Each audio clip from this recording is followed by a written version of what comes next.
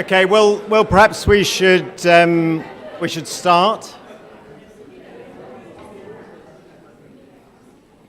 Okay, thank you. My name's Miles Ogborn. I'm a geographer from Queen Mary, and I guess like Patrick, I haven't worked on Petiver.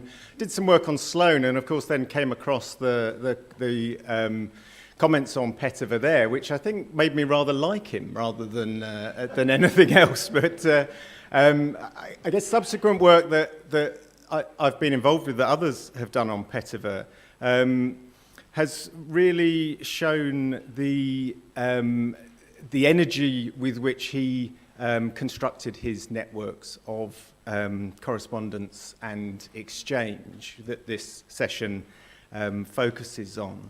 And indeed, we've already heard something about those networks. It's impossible to talk about Petiver without them. So in the two papers, we've already got a sense of that. But I think quite rightly, those two papers assume those networks, that those existed, and that they delivered material to Petiver, and that he was then able to deal with that in various ways. What the two papers in this session will do is to pay much more attention to the making of those networks, to how those are constructed, out of what sorts of people and what sorts of materials. And what's great is that we have one paper on the Atlantic world and one on the East Indies. So the first paper is by Kate Murphy from Cal Poly, who is a historian of natural history in the British Atlantic, and is working on a book entitled Collecting Slave Traders, Natural History and the 18th Century British Slave Trade. And many of you will know her brilliant article in William and Mary Quarterly on Petiver, and she's going to be talking about, I guess, some of that or similar material today. So, Kathleen. Great.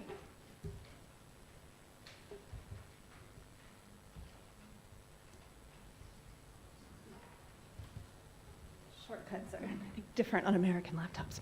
All right, well, thank you, and it's lovely to be with you all this morning. And again, thanks to Richard and Charlie for organizing today's event, and the Linnean Society for hosting us. I wanted to begin this morning with one of Petiver's first natural historical publications, the Musea Peteverianae Centuria Prima, which was published in 1695. As the title suggests, and excuse me, let me step up to the mic. As the title suggests, and I suspect many people attending a conference on Petiver would be aware, the text listed 100 specimens from Petiver's collection. These included a handful from the Atlantic world beyond Europe. Among them was an African medicament for smallpox sent by an Anglican minister at the Royal African Company's headquarters in West Africa, the fair black maidenhair plant gathered by a traveling naturalist in Barbados, and a trio of plants collected along Africa's Gold Coast by a slaving agent. Petiver's Centuria Prima concluded with the naturalist explaining that the century was comprised of such animals, vegetables, fossils, etc., that had been collected by himself or communicated to him by his very worthy and learned assistants at home, as well as others brought by my kind friends from diverse parts of the world, or transmitted from such curious persons as do me the honor to correspond with me from several parts abroad. In my time this morning, I'd like to focus a bit more on Petiver's kind friends and curious persons in the Atlantic world beyond Europe. As Petiver scholars have observed, his reputation as a naturalist was rooted largely in the social networks he built and the collections he acquired through them. But while we know that his social networks were central to his work as a naturalist, we know a bit less about their composition and how it fits within the larger story of the history of the Atlantic world. A social history of Petiver's Atlantic network reveals how the naturalist relied upon routes of commerce and colonialism to collect, as well as the correspondents who provided these collections from places such as West Africa, Spanish America, the Caribbean, and mainland British America. Petiver concluded his first centuria in 1695 with what he labeled an advertisement, as you can see here, In this, he declared that he was highly obliged to acknowledge his generous benefactors, namely his philosophical acquaintance, both at home and abroad. Petiver's habit of thanking his philosophical acquaintance in print, combined with his correspondence and the manuscript loan catalogs, make it possible to largely reconstruct much of his network of collaborators, correspondents, and suppliers. For the Atlantic world in particular, this work is made even easier by the work already referenced once today of Raymond Phineas Stearns' his seminal article in Petiver published in 1952. In this piece, Stearns identified 80 individuals in the Americas who participated in Petiver's correspondence network. Building on Stearns' work and expanding the scope to include the full Atlantic world, not just colonial America, I've identified 107 individuals in Petiver's network. I define participating as sort of one of three things. One, someone who either sent or received correspondence relating to the natural world, or two, contributing objects to Petiver's museum, or finally three, receiving recognition as a collector in one of Petiver's publications. And this group of 107 does not include individuals of whom there are a number of ship surgeons who would fall in this category who simply transported things for Petiver but didn't themselves collect or correspond about the natural world. In broad strokes, when we look at this group of collectors, the patterns that Stearns identified 65 years ago still hold largely true. Petiver's most active correspondents in this space were in the British Caribbean, especially in Jamaica. Among the mainland British colonies, South Carolina was home to the largest number of Petiver's collaborators. The dozens of individuals Petiver corresponded with in the Atlantic world included employees of trading companies, colonial planters and farmers, medical men, ship captains, imperial officiants, and merchants. Stearns argued that nearly a third of Petiver's colonial correspondents were, quote, men whose interest in natural history or other branches of science were secondary to the private or official business which occasioned their temporary presence in the colonies.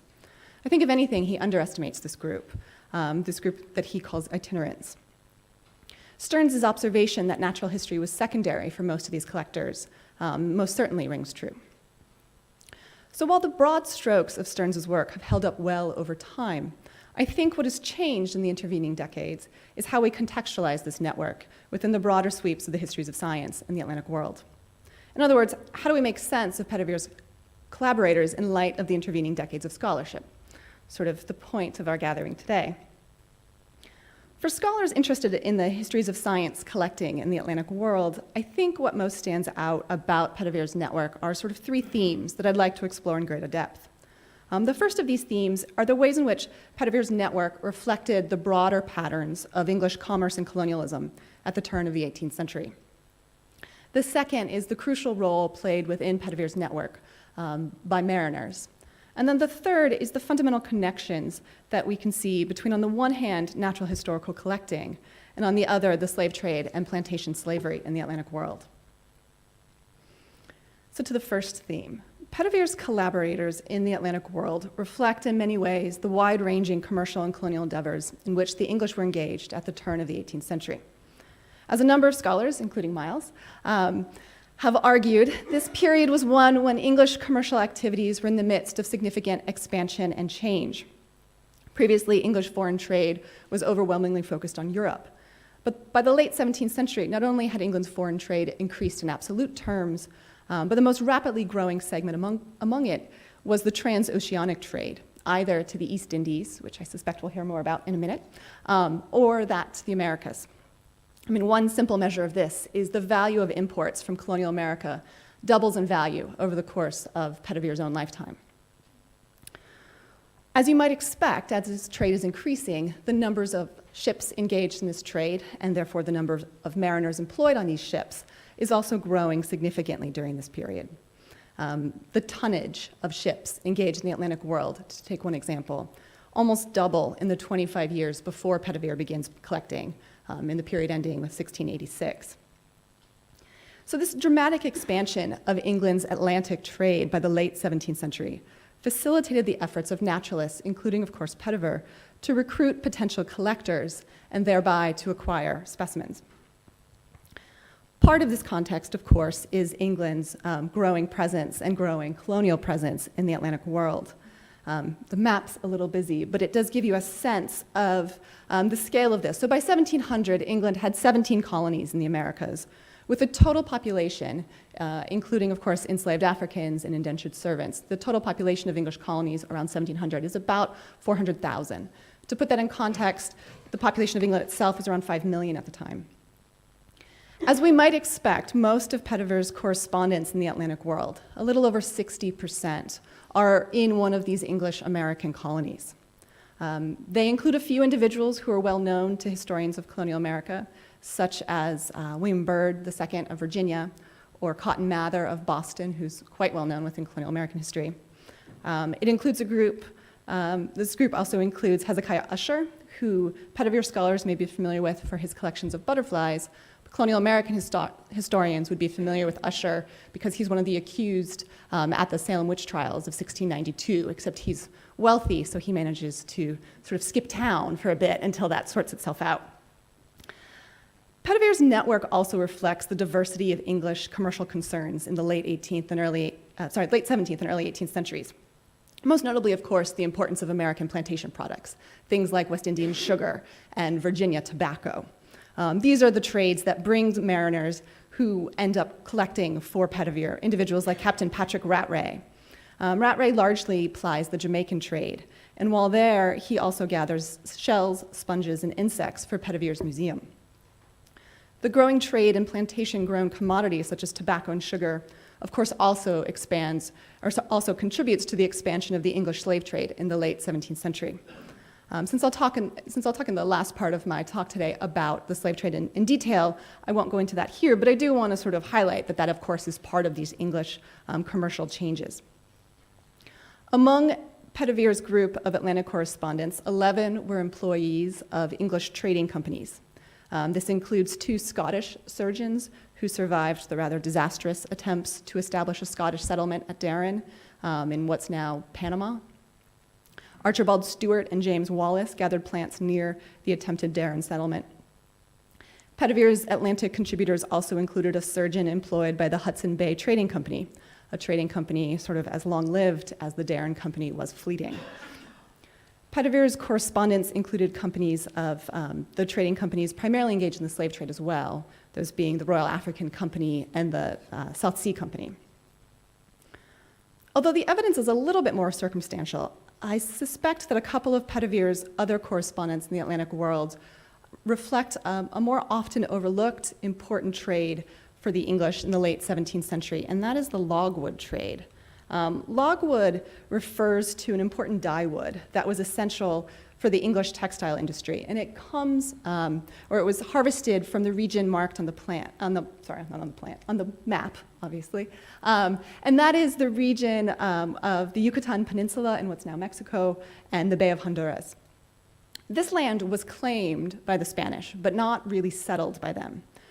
And the English logwood cutters who established a permanent settlement there, and the merchants who traded with them, as you might imagine, were a source of tension between the English and Spanish empires. So I think that the 2 individuals who are recorded as collecting specimens for Petiver in the Bay of Campeche were likely engaged in some fashion in this logwood trade. A surgeon by the name of Fifield sent the naturalist shells and a collection of plants. These plants, according to Petiver, included what Petiver describes as the logwood plant, which he says comes from the Bay of Campeche. He notes he's particularly obliged for this specimen, for the sprigs of logwood, because he never saw it in England before. The other surgeon, John Uppingham, brought Petiver beetles from the Bay of Campeche. The illicit nature of the logwood trade, or at least the Spanish believed it to be an illicit trade. The English sometimes would argue otherwise. But its illicit nature serves as a reminder of the prevalence of inter-imperial smuggling and other forms of contraband trade. Historian Wim Kloester has argued that illicit trade was big business in many parts of the New World, and that it often, in terms of value, outshadowed that of the legal trade. And this helps to explain some of Petiver's other collections. English ship surgeons who collected on Petiver's behalf in Spanish America around the year 1700 were doing so in a period where there was no sanctioned trade between England's colonies and those of Spain, but was a period of flourishing, if illicit, trade. So the ship surgeon Richard Planner, for for instance, acquired the butterfly seen here, labeled as specimen 7, from Cartagena. The same text also featured on a different plate a Veracruz butterfly gathered by a ship surgeon, John Kirkwood, around the same year in 1700 or 1699. In all of these ways, Petiver's collectors in the Atlantic world can be seen as a sort of microcosm of the many nascent commercial and colonial activities of the English in the Atlantic at the turn of the 18th century. Now, those of you who work on Petiver know that he was willing to recruit almost anyone to collect on his behalf who had a reason to travel or to live outside of England. Yet within the Atlantic world, the group that he seemed most inclined to recruit were mariners. Seafaring men, especially ship surgeons and ship captains, were the largest occupational group who collected on the naturalist's behalf within his Atlantic world collectors. So here you see a breakdown by occupation of the collectors that I've identified in the Atlantic world. Now, I'll note that the largest group are those I can't identify, the 27 at the bottom. But if you put those aside, almost half are either ship surgeons or ship captains. These mariners were, of course, truly transatlantic figures. They collected or could collect flora and fauna in foreign ports. They had the ability to look after seeds and specimens on the long journey back to England. They transported letters and gifts, and they often would recruit new correspondents to Petiver's network.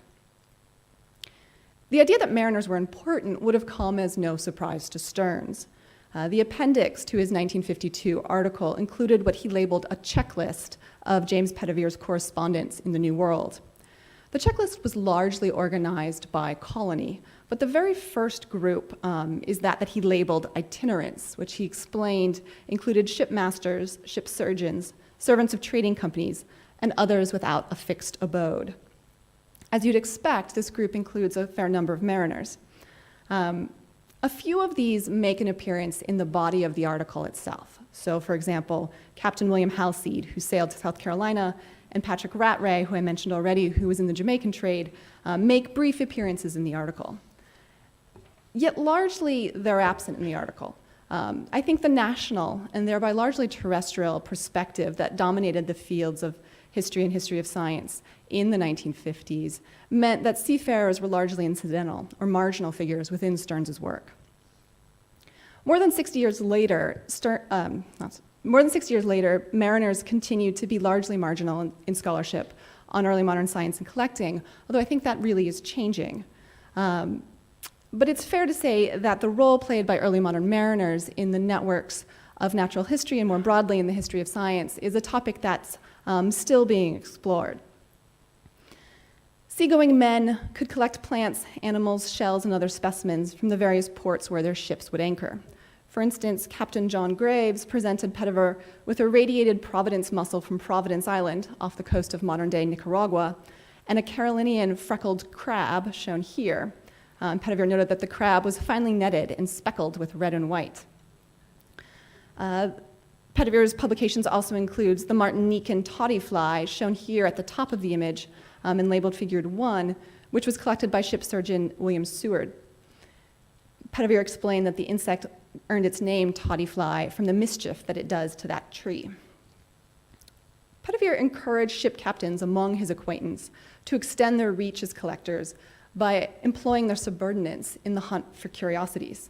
In 1714, for example, he suggested that Captain George Searle, bound for Antigua, should, quote, oblige some of your ship's crew to pick up whatever of these kinds they shall meet with, as also such corals, sponges, or other seaweeds these shores abound with, all of which will be very acceptable. Petiver not only sought to recruit mariners himself, but he also urged his correspondents based in other ports to also recruit mariners. So, for example, he requested that Dr. Kemp, who was based in Spain, recruit some Spanish sailors to collect on his behalf when they went to the Spanish West Indies. He writes a similar thing to Edward Bartar, who's based on the Gold Coast of West Africa, asking for him to recruit mariners going to Brazil from West Africa. Mariners provided some of the few direct personal links between naturalists separated by an ocean. Captain Halseed, for example, of the South Carolina trade, reported often on the welfare, health, and collecting activities of Petiver's correspondence in South Carolina. In 1700, for example, Halseed wrote from Charlestown to inform Petiver that, quote, "This morning I drank with Mr. Edmund Bohun and Mr. Ellis. They tell me they have sent you home a very fine collection, and I am preparing to do the same." Seagoing men like Halseed function as sort of the ears and eyes of a metropolitan naturalist such as Petiver. They also reported on the collecting activities of other colonial naturalists not yet in the network, suggesting who might be worth recruiting. So, for example, Rattray alerts Petiver that John Fenwick of Jamaica possessed a very fine collection of Jamaican plants, and Petiver subsequently wrote to ask if he could borrow it. The local contacts of seafaring men extended the reach of naturalist networks. Petiver benefited from the recruiting activities of ship captains and surgeons.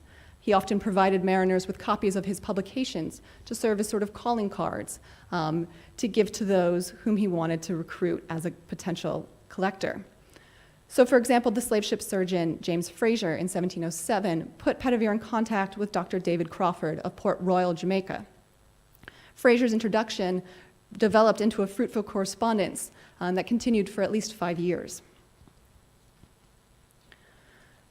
While mariners engaged in any trade were central to Petiver's collecting in the Atlantic world, the trade where the naturalist ties seem to be the strongest in the Atlantic seems to be those of the transatlantic slave trade.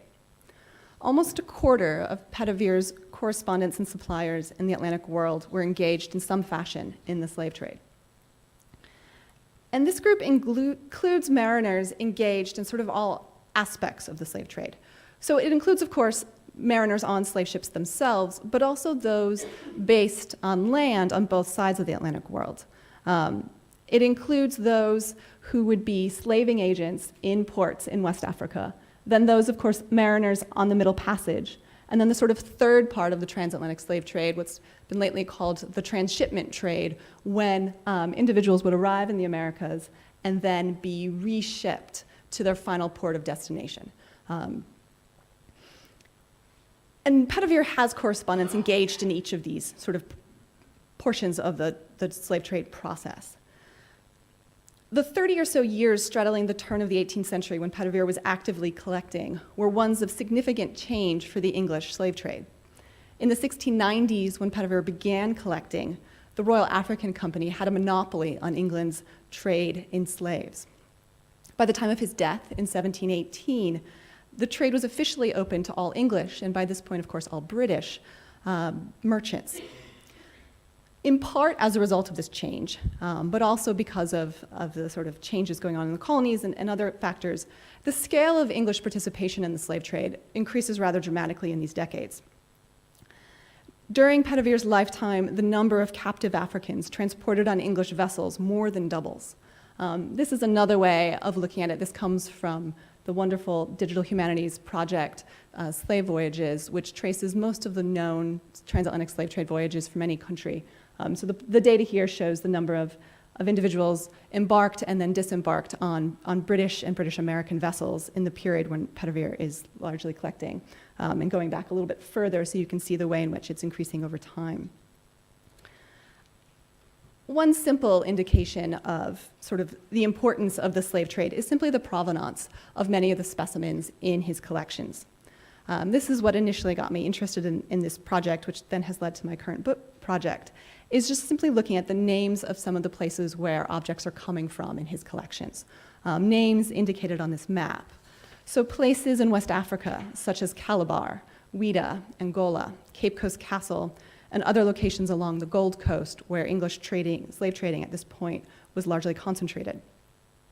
These were the places where English traders purchased captive Africans over a period of typically weeks, sometimes months, spent gathering a full contingent of enslaved Africans. They then would, of course, be crowded onto vessels for the transatlantic crossing, the infamous Middle Passage. Slave ship mariners collecting for Petiver seems to have, in some cases at least, also collected in British American ports where captive Africans who survived the crossing would have disembarked.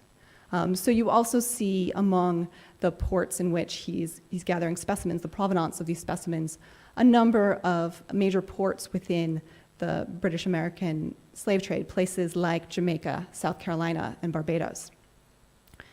And there are examples of individuals collecting on both sides of the Atlantic. So for instance, the ship surgeon Charles Coombs gathers plants from the slaving port of Calabar, but also butterflies from Maryland. The ship surgeon John Kirkwood also gathers specimens on both sides of the Middle Passage. So in West Africa, he collects a unicorn beetle from Old Calabar, an elegant Angolan butterfly, a series of plants from Capenda, and a dragonfly caught 2 leagues distance off the shore of the coast of Angola.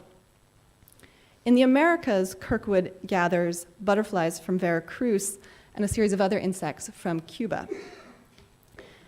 Now, in the year that Kirkwood was collecting, there was no legal slave trade to Spanish America, so he was likely involved in the illicit English slave trade to Spanish America in this period. But a little later in Petiver's lifetime, there is a legal English trade, or at this point British trade, to Spanish America. So some of the other Spanish American specimens in Petiver's collection date to the last few years of his life, when Britain held what was known as the Asiento de Negros, or simply the Asiento. The Asiento gave its holder the exclusive right to legally trade in slaves to Spanish America. The Spanish didn't directly engage in the slave trade, so some other foreign merchant typically held the right to deliver slaves to its colonies. And the British only hold the Asiento once. They do so beginning in 1713 and ending in 1739. It was held by the South Sea Company, which was sort of set up for that purpose. Petiver's collectors included Britons employed by this company, the South Sea Company, at trading forts in Spanish-American ports, places such as Cartagena, Veracruz, Panama, and Buenos Aires. These individuals working for the South Sea Company were some of the only Britons officially allowed to live in Spanish territories. They include John Burnett, who worked as a factory surgeon at Portobello in modern-day Panama, and then later in Cartagena. Even before he worked as a factory surgeon, he worked as a slave ship surgeon, also for the South Sea Company. His first employment for the company was as the surgeon on the slave ship Wilshire, which was among the very first British vessels to transport captive Africans to the South Sea Company's factory in Buenos Aires. The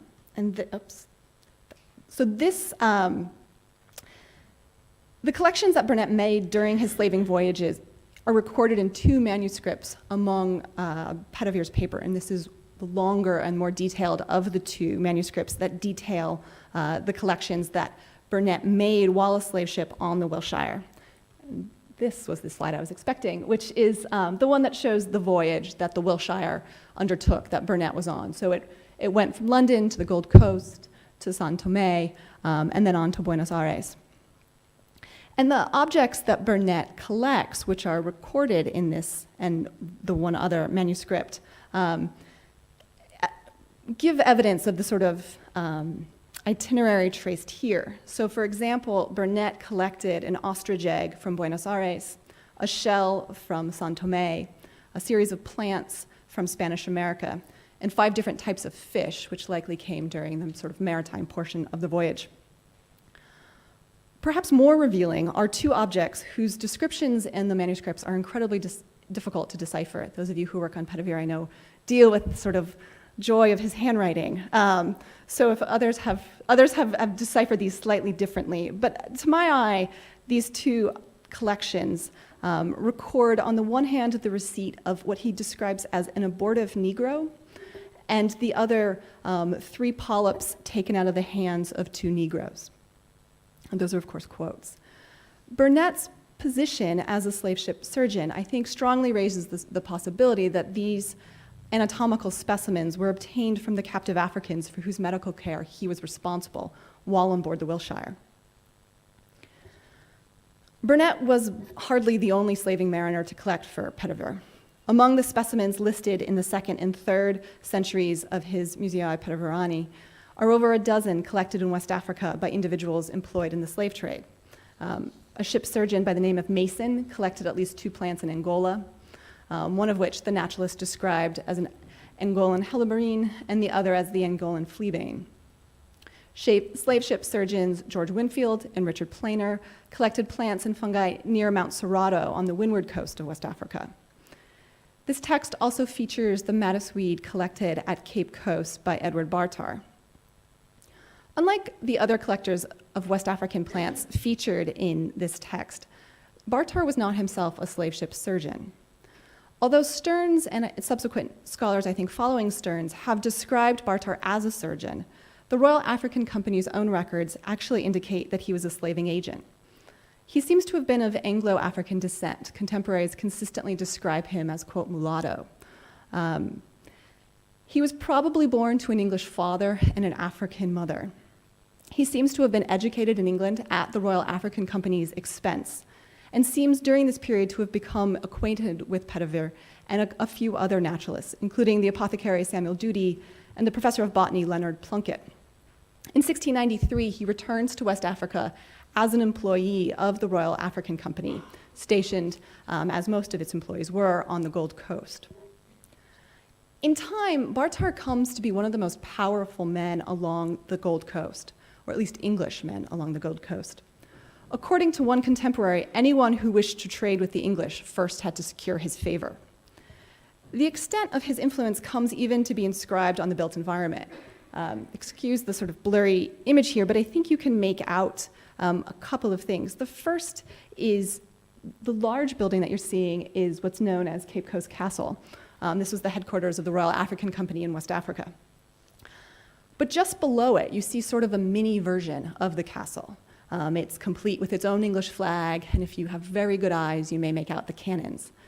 This is actually Bartar's home, and William Bozeman, in the source cited at the bottom, describes this as such. At the height of Bartar's influence, he commanded a small personal army and oversaw much of the local slave trade. He then also, in spectacular fashion, sort of falls out of power and favor, but that's a different story. But during this time, he's collecting for Petiver. Within 2 years of Bartar's return to the Gold Coast, Petiver publishes descriptions of the trefoil ground bean, the scorpion senna, and the malabine bindweed plants, based on specimens that Bartar had gathered in the vicinity of Cape Coast Castle. Petiver declared that Bartar's first collection of plants from Cape Coast included many which were curious and strangers to European botany, which is high praise indeed coming from Petiver. Over the next few years, Bartar continues to send his English friend plants, shells, butterflies, and other insects.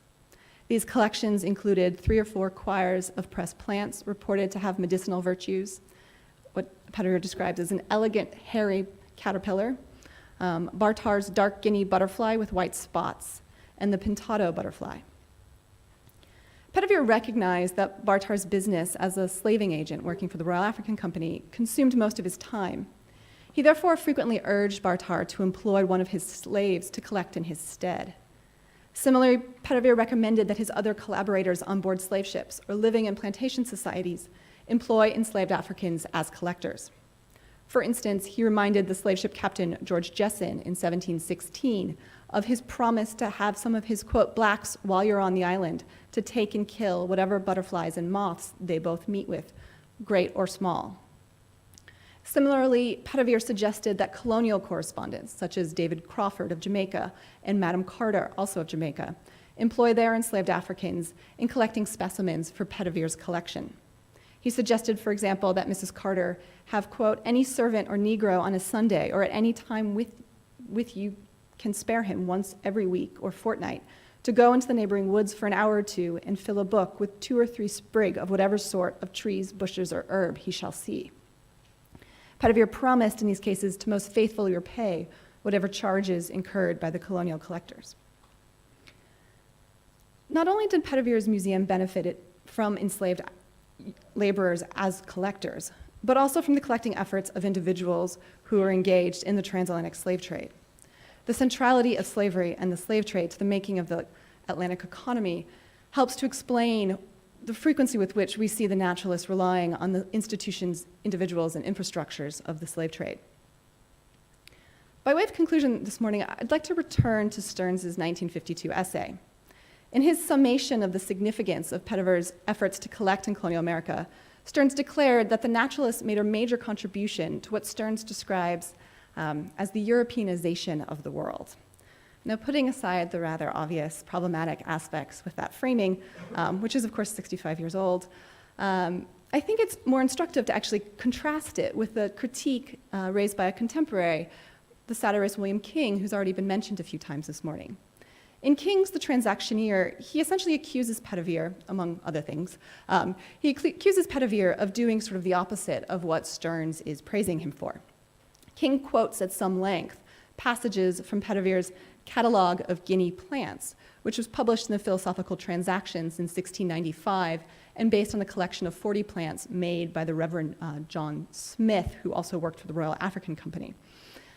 King's critique of Petiver has multiple levels, but part of it here is that through Petiver's diverse collectors in the Atlantic world, especially in this case, his collections from West Africa, Petiver is potentially Africanizing England, rather than, as Stearns is suggesting, Europeanizing the Americas. I think it's interesting to think about the ways in which these sort of globalizing forces in the early modern period are playing out and perceived by two very different sorts of commentators. More broadly, if we look at Petiver's kind friends and curious persons, I think that they reflect the geographies as well as the social and economic structures of the Atlantic world. They therefore demonstrate the entangled histories of commerce, colonialism, collecting, and the production of natural knowledge. Thank you all.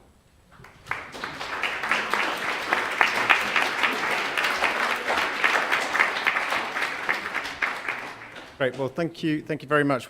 As before, we'll take questions for both papers at the end. So I'd like to introduce Sebastian Krupa, who's a third-year PhD student in History and Philosophy of Science at Cambridge University, and is working on George Joseph Camel, a Jesuit missionary in the Philippines in the 17th century, and also a practitioner of natural history, and has a paper on Camel in Centaurus from 2016, and I think much more to come on Camel. And today, what Sebastian will be doing is thinking about Camel and Petiver. So I'll hand over to you. Thank you, Miles, and thank you, Richard and Charlie, and also the Linnean Society for putting together this fantastic event, and also for giving me the opportunity to speak here today. I will start my talk from perhaps a less traditional and a little morbid end, in the year 1718, when James Petiver died. After his death, as Richard mentioned in his introduction, his natural historical papers and specimens were purchased by Hans Sloane for £4,000. This was an incredible sum of money at the time, apparently about triple the amount that a skilled tradesman would make in a lifetime, or around £500,000 converted to today's purchasing power, but fully reflective of the volume and value of what Petiver had accumulated. The scale of Petiver's natural historical enterprise was indeed impressive. In John Ray's words, the humble apothecary was a man of greater correspondence in Africa, India, and America than anyone, which helped him garner an equally vast collection of specimens. In this paper, I explore some of Petiver's strategies in building and maintaining this vast network of overseas correspondence. To illustrate his practices, I will take a bit more of a micro approach and focus on one of its eastward branches and provide examples from Petiver's transactions with three of the most significant correspondents that he had in the East Indies. Two English surgeons based in Madras, Samuel Brown and Edward Bulkeley, and with the Jesuit pharmacist Georg Joseph Camel, stationed in the Spanish Manila. Their interactions provide insights into the construction and operation of networks based on other factors than nationality, as well as highlighting the role of merchants of both European and non-European origin in mediating these communications. Petiver's conduct and the information circulated differed starkly for Camel and for the surgeons. Whereas his exchanges with the Jesuits followed the gentlemanly anti-commercial culture of the learned world, his transactions with the surgeons were infiltrated by commercial attitudes. I will discuss Petiver's motives and strategies for crafting these two disparate identities within this one network, and consider the advantages and disadvantages of adopting different positions on the scale between learned and commercial. Lastly, I briefly highlight the importance of Petiver's publishing efforts in enlisting and rewarding his collectors. All in all, I examine how Petiver used correspondence to deploy a variety of techniques to recruit and reimburse collaborators and explore some of the functions that early modern networks of knowledge communication could perform. In late 17th century England, collecting natural specimens was explicitly associated with the new Baconian program of investigating nature embraced by the Royal Society, which emphasized active observation and systematic collection of data. To obtain the knowledge and the specimens required, the Royal Society sought alliance with trading companies and embraced travel as a crucial component in its learned agenda. For Petiver, therefore, the connection between collecting and travel represented an integral part of natural history as he understood it. To gather overseas specimens for his vast collection, he relied largely on the naval routes of British commerce, pioneered by the East India Company, the Royal African Company, and others. These trade networks provided an infrastructure allowing long-distance communication, while the people who moved within them acted as Petiver's collectors, couriers, or both, as we have just heard. Petiver thus emerges here as a collector of collectors. For him, individuals traveling to or stationed in distant lands were themselves a curiosity to be collected, and as I will argue, to be displayed to provoke wonder and esteem among his peers. In constructing his worldwide network, Petiver drew on both his own and his friends' connections. Apothecary practice alone involved building a wide clientele, and Petiver's location in central London, together with his involvement in the Royal Society and local coffee clubs, presented abundant opportunities for networking. The pharmacist also passionately spurred his friends into using their own resources to recruit new collaborators and expand the network even further. Petiver was looking especially for individuals skilled in knowledge of nature, whose education and status were close to the persona of a credible gentleman. Consequently, most of his collectors and couriers, at least in the East Indies, but also in the West Indies, as we have just seen, were medical practitioners employed in overseas trade, whose training and occupation determined their expertise and interest in natural history, medicinal substances especially. These individuals furnished Petiver with their own shipments, mediated a global movement of information and objects, and constructed new relationships, thus often operating simultaneously as collectors and brokers in his network. Altogether, there were few erudite intellectuals of learned statures involved in Petiver's overseas enterprise. Rather, he built a network of practitioners, artisans, and enthusiasts, which conformed to his own status. In enticing agents into correspondence, Petiver relied on some of the gentlemanly conventions of the early modern learned world. He commonly invoked mutual acquaintances or presented gifts which would invoke a feeling of polite obligation to return the favor, as well as adding the promise that, in retaliation, I will make you what returns you shall desire of. To control his collectors at a distance, Petiver directed their choice with lists of desiderata, as well as supplying them with plain, full, and easy directions on how to collect and preserve specimens that any child of 6 years old is capable of doing. Based on these instructions, Petiver's correspondence furnished him with specimens, images, and descriptions. For the most part, these inscriptions acted as typical material currency in transactions, and, in accordance with the learned code of reciprocity, were exchanged against gifts of diverse nature, from goods and books to medical advice. However, as I will show, Petiver was also open to investment of money into his network, which did not exactly conform to gentlemanly anti-commercialism. Having briefly outlined Petiver's strategies in general, I will now provide examples from his exchanges with Brown, Bulkley, and Camel.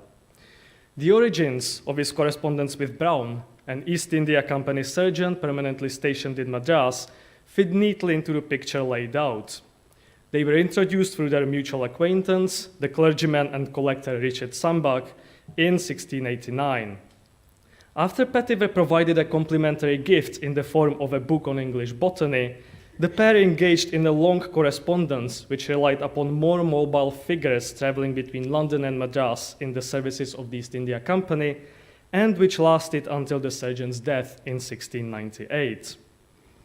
It was also Brown who played a key role in connecting Petiver with Kamel, the Jesuit pharmacist stationed in Manila. Like with other correspondents, Petiver continually spurred Brown to look for new collaborators, and one of the suggested target groups were diverse learned fathers who could provide information about Spanish and Portuguese settlements, from whence we have had nothing as yet. In 1696, these initiatives linked Petiver with Kamel, while Brown acted as a conduit between the two. With Brown dying in 1698, however, the link between London and Manila was threatened before any firmer foundations had become established. Fortunately, Edward Bulkley, a fellow East India Company surgeon, was there to assume Brown's place in the network. Although the earliest letters between Petiver and Kamel do not survive, an epistle from Kamel to John Ray sheds light on how the communication link between London and Manila was set up. He wrote, "In 1696, I received a letter from Samuel Brown and a catalogue sent by James Petiver. In it, since Samuel Brown learned in Millipore from merchants of Manila that I had been assembling illustrations of the plant of Luzon, he inquired whether I would share them with him. Now, Luzon is the largest island in the Philippine archipelago where Manila is located, and Millipore was a Portuguese harbor adjacent to Madras. These words point to the importance of commercial links and hearsay in establishing new scholarly connections, as well as illustrating Petiver's strategy of enclosing a gift to lure correspondence into exchange. It is most likely that this catalogue was Musei Petiveriani, or Petiver's museums, which have already been discussed. Petiver repeatedly incited his correspondents to disperse his prints abroad and share them with any person which is curious in these things that will, while you are there, make collections for me. Petiver thus used his publications effectively as a name card to introduce himself and his enterprise to novel acquaintances.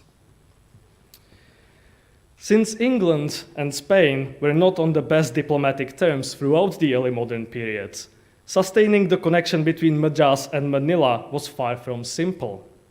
Although the East India Company repeatedly sought the permission to enter the lucrative Manila market, its efforts ultimately failed. Nevertheless, a bustling surreptitious trade developed between the English and the Spanish, as the merchant Thomas Bowry recorded in his late 17th century report. He wrote, "Great stores are transported and vended into most places in India, Persia, Arabia, China, and the South Seas, more especially to Manila, one of the Molucca Isles belonging to the King of Spain, but are sent thither in the name and under the colors of the Portugals, born and bred in India, no others being admitted a free trade thither, and especially the English. The East India Company therefore sought assistance from merchants of other nationalities who had free access to Spanish colonies, typically the Indo-Portuguese, Armenians, and Chinese. The exchange between Madras and Manila probably relied on the trading hub in the Parallel River Delta, where the three major ports of Macau, Canton, and Hong Kong harbored a rich international community, including the English, the Portuguese, and the Chinese. Moreover, Madras was located only miles away from the Portuguese outpost of Millipore, where Brown learned about Kamel, as discussed. The sole surviving letter from their exchange, addressed from Kamel to Brown, neatly fits into this picture. In it, Kamel mentioned a previous consignment sent through the Portuguese in Macau, and also a courier named Gode Ignacio, the Armenian. The name Gode is probably a misspelling of the honorific title Koja, which in the Armenian context was used to designate a prominent independent merchant in charge of a trading house. The ports in the region were thus above all interconnected by ventures of independent traders, whose undertakings were contingent on local and momentary patronage, including that from European sources.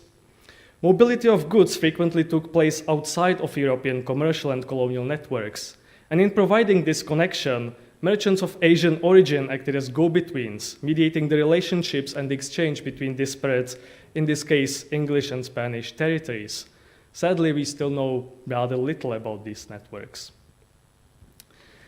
As for the contents of the exchanges, the transactions between Petiver and the Madras surgeons revolved largely around useful and especially medicinal plants with a clear view for commodification. For more than 70 plants discussed in the 89 letters consulted, nearly 3/4 possessed medicinal virtues, with Brown and Bulkley frequently recommending to Petiver new plants to use in his own medical practice and to market in London. For example, Bulkley endorsed the gum or glue of the punsakoi, or the fruit of the panichaka maram. If the ingenious will find out any use for it, I will prepare more of it. The natives here heat the fruit against the fire and rub pains and swellings of the feet with it with good effect. Finally, Bulkley added that I should be glad if from what you receive, you may make some profitable discovery that may somewhat compensate the charge and trouble I am yearly at. Bulkley indeed enclosed a small supply of the drug, and Petiver experimented with it in his practice and prescribed it to a few patients, as the notebooks that Katrina discussed attest. But it didn't turn out to be a great hit in London, and Petiver didn't inquire again. In any case, Petiver was happy to directly compensate for some of these charges and troubles that Bulkley talked about, writing to him that I should be glad every year to allow 40 shilling to one of your Indian servants for a month either at Arabia, Persia, Batavia, Malacca, the Spice Islands, Borneo, or Ceylon to fill me as many quarts with the specimens, as also what charge you are at for paper, spirits, etc., which I will pay. Therefore, although the correspondence between Petiver and the Madras surgeons followed largely the gentlemanly code of reciprocity, with specimens and knowledge exchanged against gifts, their transactions were infiltrated by money and commodification, and one of the main driving forces was the vision of commercial profit. This contrasts sharply with Petiver's correspondence with Camel, which strictly followed gentlemanly anti-commercialism. There are no indications of fees, financial transactions, or commodification in the letters. And in exchange for his work, some samples of which you can see behind me, hopefully, Camel received a wide assortment of gifts, largely learned books, a desperately scarce item in the impoverished and distant Philippines. Unlike in his conversations with the two surgeons, Petiver never inquired after a specific specimen, never mind a profitable one. Perhaps political concerns were one of the reasons behind Petiver's reluctance to do so, since secrecy of knowledge was a major issue in early modern colonial contests.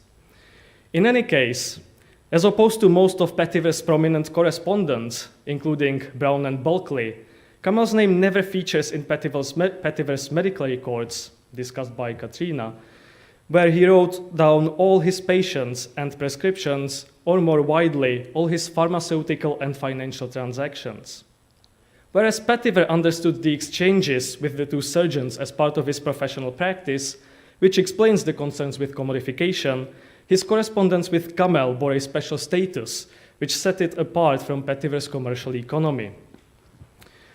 These differing terms of exchange were determined by the identities and the language used, which were both mobilized within the networks alongside more palpable objects. With Brown and Bulkley, Petiver relied on language of utility and emphasized the overlaps in their professions. In his introductory letter to Bulkley, for instance, Petiver encouraged him to assist the public with what your parts afford. Brown then was repeatedly incited to prospect for valuable spices in the bid to prevent the total monopolizing of them to one nation. These practical considerations, hinting at usefulness, profit, and patriotism, were immediately understood and well received by Brown and Bulkeley, two employees of an English trading company whose profession dictated an interest in medicinal plants. They recognized Petiver's hints at utility and commodification, and given their own involvement in drug trade, readily pointed to opportunities that local useful plants presented in terms of both public and financial profit. With Camel, however, Petiver sought to build a more learned and gentlemanly persona for himself, which was in closer conformity with his notions of a learned father. Petiver underscored his membership in the Royal Society, and rather than on language of utility, relied on the polite language of virtue. To give an example, here is one of Petiver's letter endings. To conclude, I beg you again and again to recognize me as worthy of your trust, when I say that I am and will be, most dignified sir, with all observance, your most devout and humble servant. Such phrases branded the letters with the seal of the learned world and helped define the nature of the relationship as learned exchange. Due to his membership in the Society of Jesus, extensively involved in scholarly activities, Camel could easily recognize these hints. The language of correspondence was Latin, as you can see, another marker of polite scholarships. The differences in the respective status of Latin and Petiver's vernacular English become immediately apparent when reading the letters. In contrast to this virtuous ending, in his introductory letter to Bulkeley, Petiver simply addressed him as worthy sir and concluded by being your most affectionate, though unknown friend. Therefore, I suggest viewing the letters and the objects circulated as extensions or claims of self, which their senders used as instruments to fashion identities. Through the language and the identity selected, codes of conduct themselves were encoded into the inscriptions dispatched, and the resulting terms of exchange were then co-constructed by the recipient. Whether or not to assume or preserve the identity of a learned gentleman was an active decision in the interest of maximizing the returns in terms of money, specimens, or status, and the profitability of this strategy depended on the context. A trans-imperial exchange between a learned father and the Royal Society member promoted adoption of polite codes of conduct, whereas transactions among fellow English practitioners involved in drug trade were inevitably infiltrated by commercial attitudes. Rather than disembodied, geographically distributed structures, I suggest viewing networks of knowledge exchange as systems of human interactions which allowed one to broker between different identities and economies. As argued, specimens in Petiver's network acted largely as archetypal material currency, exchanged against gifts or money. However, in this last section, I will draw attention to the opportunities that their mobilization presented in terms of generation of less material forms of capital. Essential to that was the medium of print, which Petiver used to widely display both his collectors and their specimens, namely the aforementioned Musei and also Gazophilasium Naturae et Artis, or the treasure house of nature and art. Conceived as an inventory promoting the collaborative effort to catalog the natural world, these publications contained lists of naturalia, each with a brief description, original location, and later in Gazophilasium also an illustration. Most importantly, every specimen appeared with its collector's identity. Each contributor was thus repaid with acknowledgement and publicity in print, as well as portrayed as a member of a learned community who was bringing new insights about useful and curious naturalia and consequently advancing the studies of nature and benefiting mankind. In other words, the publications functioned as a device to showcase both Petiver's and his collaborators' material, cultural, and social capital, or their possession of valuable specimens, their expertise in natural knowledge and contribution to learning, and their inclusion in a worldwide network of professionals and naturalists, including England's learned authorities and fellows of the Royal Society. This capital was convertible into social credits and could lead to a considerable growth in stature. For example, the surgeon James Cunningham was elected a member of the Royal Society partly for his endeavors in Petiver's and also Sloane's service. Petiver was well aware that his greatest weapon in recruiting and retaining his collaborators was their own intellectual ambition, especially so since one's correspondence were considered the testimony of how one was judged by others and the customary means of establishing status in a community of practitioners. For Petiver, listing the providers of specimens and rewarding them with different forms of capital, visibility, and the identity of learned men was an integral part of the wider economy of collecting as he understood it. His knack for enlisting intercontinental correspondence, therefore, has to be considered in close association with his publication efforts. To conclude, Petiver's blending of different strategies across the spectrum of learned and commercial clearly had its advantages. Despite his modest background, he assembled one of the largest collections of specimens and collectors of his time. And here are just a few examples that Kamel sent. And this collection earned him the favor of patrons such as Hans Sloane and John Ray. However, the same John Ray who lauded Petiver as the best skilled in Oriental and indeed in all exotic plants of any man I know, also considered him inferior both for parts and learning, refused to draw on Petiver's publications in his Historia Plantarum for fear of mistakes, and condemns the images in Gasophylacium as not so elegant and polite. For his more genteel colleagues, Petiver's social standing, as well as the commercial and popular attitudes that infiltrated his natural historical activities, could hardly conform to the identity of an erudite man. Petiver sought social legitimation through building an image of a well-connected promoter of natural history, whose collection included countless specimens and collectors from all over the world. However, in the eyes of his learned peers, for someone of Petiver's standing, such a public advertisement of specimens, associates, and donors was a tactic of deplorable vulgarity.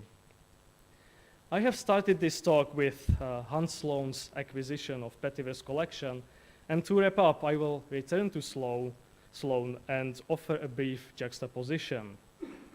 Both Petiver and Sloane were collectors of collectors, who amassed vast quantities of specimens. Both sought to build their public image as men advancing the studies of nature, and in these efforts, used and displayed their connections freely. Neither hesitated to invest money into their enterprise or to try to make profit from their privileged access to natural knowledge. Sloane, for instance, sought to market his recipe for milk chocolate and used the funds from his plantations and medical practice to purchase collections, while Petiver's endeavors have been and probably will be discussed. Nonetheless, the clear difference in social status meant that while Sloane became and remains one of the most prominent English savants, Petiver was mocked for his attempts to climb the social ladder, and, as the name of this event implies, has become rather forgotten. To acquire a higher status and later become part of the British Museum, Petiver's collection of practitioners, founded upon trash, as one of his more genteel colleagues put it quite bluntly, first had to be acquired precisely by Sloane, who conferred on it his own status of a learned gentleman. One can only imagine the price of Petiver's collection had he been of more genteel origins. Thank you.